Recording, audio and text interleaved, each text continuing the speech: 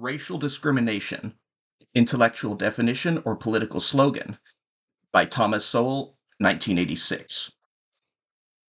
Peter Wade's cavalier definition of, quote, racial discrimination in the April issue of Ethnic and Racial Studies is either incredibly naive from an intellectual standpoint or incredibly cynical from a political standpoint. Yet it is all too characteristic of a kind of newspeak that adds confusion to the existing complexities of racial and ethnic studies.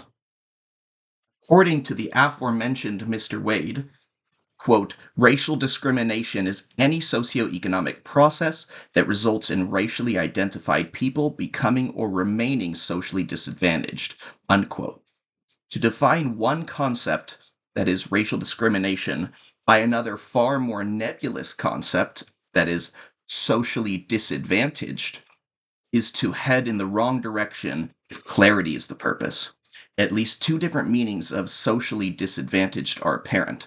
One, that the rules and criteria of social processes will be applied differently to individuals from different racial or ethnic groups, or two, that the same rules applied to individuals lead to different results for different groups.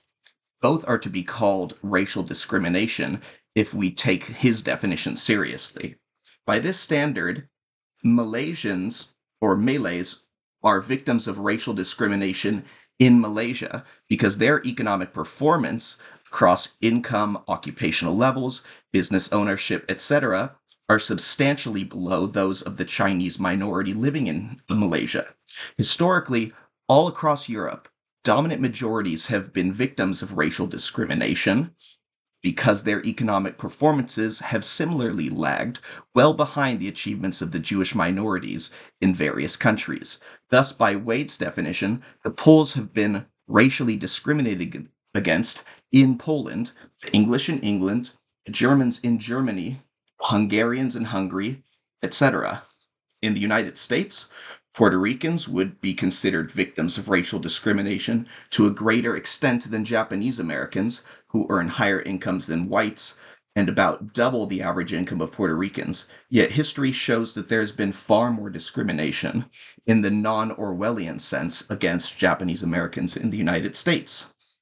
What purpose is served by lumping together as, quote, racial discrimination, unquote, a wide range of disparate factors that produce socioeconomic differences between groups, including both the behavior of others and the behavior of the other groups themselves?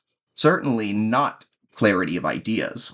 If the purpose is some kind of political mobilization, then clearly that may be more effective if those opposed to the abuse of racial minorities can be recruited to oppose all intergroup economic or social differences, whatever their cause. But that is an exercise in demagoguery rather than serious analysis.